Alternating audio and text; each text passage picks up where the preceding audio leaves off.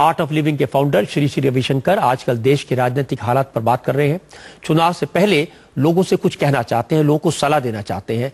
वो कई मंचों पर अपनी बात कहते रहे हैं। अब से कुछ देर पहले मैंने श्री श्री रविशंकर से बात की थी।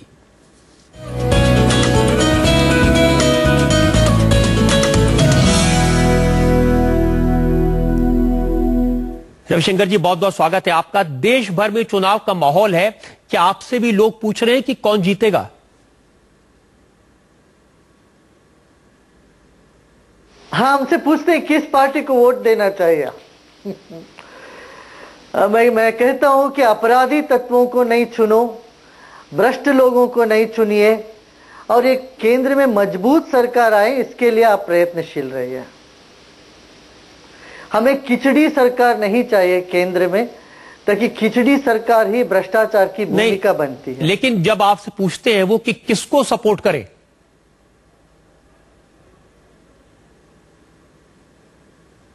देखिए यहां पर मैं ये कहूंगा, जैसे आप किसी पार्टी के नहीं हो सकते हैं, रजत जी सबके लिए होते हैं, ऐसे ही एक धर्मगुरु का एक कोड ऑफ कॉन्डक्ट होता है, हम सबके लिए होते हैं।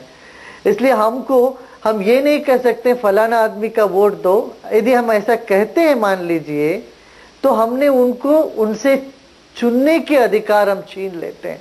ये मैं नहीं करना चाहता हूं, इसलिए मैं बहुत केयरफुल हूं। मगर ये जरूर कहता हूं, आप सोच समझिए, आप देखिए, और एक ऐसा सरकार आए जो मजबूत हो और देश में परिवर्तन आना है। ये इस बात पर मैं जोर देता हूं। ये जो परिवर्तन है इसकी बात ये आम आदमी पार्टी बहुत करती है और उसका दावा है कि वो सबसे साफ है, बाकी सब भ्रष्ट हैं।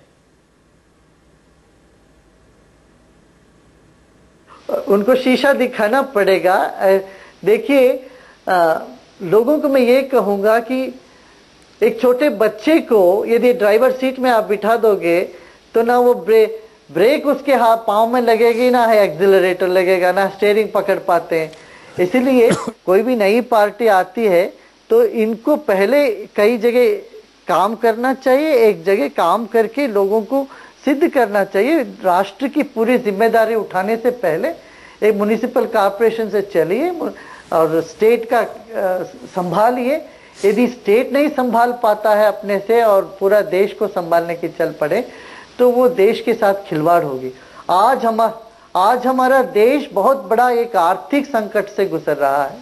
छोटा सा देश श्रीलंका, वहां 11.5% वहां ग्रोथ है, हम 4%, 4.5% में रुके हुए हैं।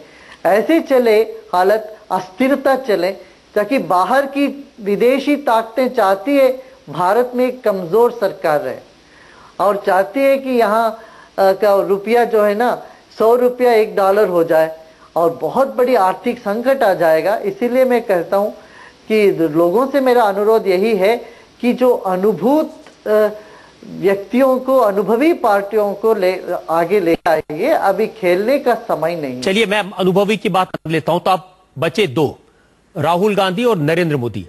अगर इन दोनों के बीच में चॉइस हो तो जनता किसका साथ दे? नहीं, जनता अपना सोच समझ के करे, मैं यही कहूंगा। ये बात देखिए, देश के लिए आप क्या चाहते हैं, परिवर्तन चाहते हैं तो उस तरह से आप कदम उठाइए, और अपराधी तत्वों को किसी हालत में आने नहीं देना, ये तो मैं जरूर कहूंगा। अभी हमने थोड़ी देर पहले खबर दिखाई है कि जो बड़ी बड़ी पार्टियां वो भी आपराधिक तत्वों को टिकट देने में परहेज नहीं करती हैं।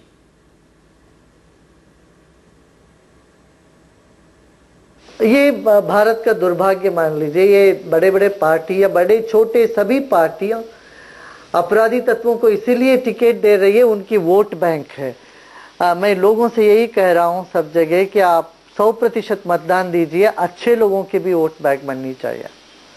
तो इसलिए यदि लोग अपने साथी संगाती सबको ले जाके एक वोटिंग को ही एक उत्सव सा मना लेंगे, एक पिकनिक सा मना के सब लोग जाके वोट दें, गर्मी और सर्दी का परवाह न करके, तो ही देश आगे बढ़ेगा। सो सबकी जिम्मेदारी है मतदान देना, एक बहुत बड़ा पवित्र कर्तव्य समझ के करें, एक धार्मिक कर्तव्य समझ के करें। ये मैं सब जगह अभी बोलता हुआ आ रहा हूं। आपने बहुत सारे ऐसे लोग हैं जो आर्ट ऑफ लिविंग से जुड़े हैं और चुनाव लड़ना चाहते हैं, तो ऐसे कुछ लोगों को इजाजत दी है कि वो चुनाव लड़ लें?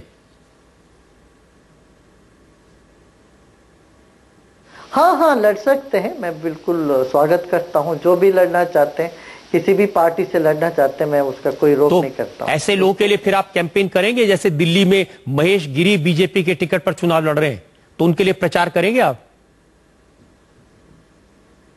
ना, मैं किसी के लिए प्रचार तो हम नहीं करेंगे। देखिए, जैसे आप किसी के लिए प्रचार करेंगे क्या? नहीं, मैं तो नहीं करूंगा। जैसे ये, हाँ बिल्कुल, हम भी नहीं करेंगे।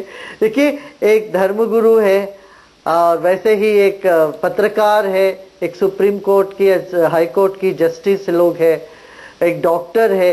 हम सबका एक कोड ऑफ कॉन्डक्ट होता है, हम सबके लिए होते हैं। किसी एक पक्ष के लिए हम वो नहीं कर सकते, मगर जरूर लोगों को बताएंगे कि एक मजबूत सरकार लेके आए हैं, देश के हित के लिए सब काम करो, ये तो हम जरूर कहेंगे। श्री रविशंकर जी, बहुत बहुत अच्छी बातें आपने बताई, बहुत बहुत धन्यवाद आपका।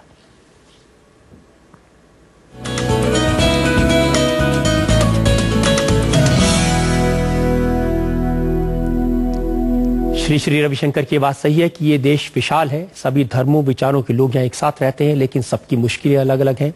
इस देश को चलाने के लिए अनुभव जरूरी है और हमारे यहाँ अनुभवी लोग हैं। श्री रविशंकर ने एक और बड़ी बात कही, आप जिसे चाहे वोट दें, लेकिन अपराधियों को संसद में जाने से रोकें। मैं भी आपसे यही बात कहना चाहता हूं, वोट जरूर डालने जाएं, लेकिन वोट देने से पहले ये जरूर देख लें जिससे आप वोट दे रहे हैं उसका आपराधिक रिकॉर्ड तो नहीं है, वो क्रिमिनल तो नहीं है, क्योंकि अपराधी राजनीति में आकर न आपका भला कर सकते हैं न देश का भला कर सकते हैं।